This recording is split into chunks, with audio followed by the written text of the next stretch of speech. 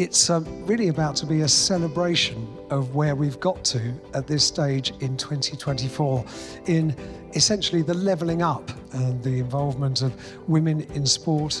You're going out there, you're looking at what is available to you. If it's even just to go and spectate and then go there and you speak to engineers and you speak to whoever, drivers, team principals, because once you have those contacts, you feel confident in every aspect, from a driver, from a broadcaster, from, like I say, engineers, all those sorts of things. So it's just about being around people that are really going to give you that advice. I think I made it through because I was persistent and I was bold and I didn't accept a door that was shut in my face, and I thought the status quo was there to have their feathers ruffled, which, some people might look at that and be like, well, great, you got rewarded for your kind of confidence and persistence. But I now look at it and think, but if the only women who are able to push through the glass ceiling are bold and confident and A-type personalities, then you only end up with one class of women making it through. And what about the shy women? What about the anxious women? What about the quiet women who happen to be brilliant writers or good listeners, which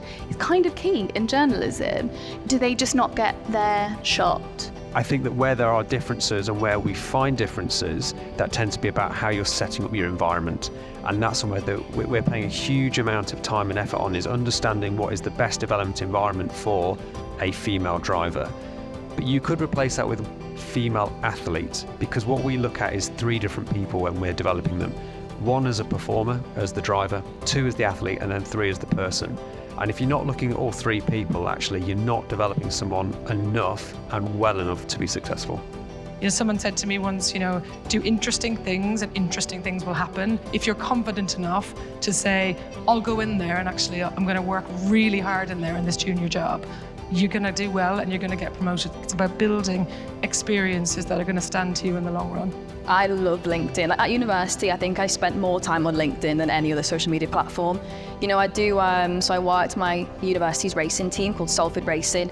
I was the head of media, but the media team was like 3 people. So I would just go, we're going to film this video today, edit it, post it, and then I'd just put myself in a presenting role. There was no one to tell me, no, you can't do this. Posted it all on LinkedIn. I've got my show reel there. Someone saw it, picked it up. That's how I got the GT racing job, and that's how you pick it up. So if you want to get to more of a presenting role, I'd say, get your show reel, put it on LinkedIn, and I think that's your best asset. Network.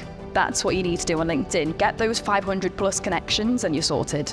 Don't be afraid to have uncomfortable conversations and know your worth with it. Just because you're a female, just because nobody's done it before, does not mean that you can't do it.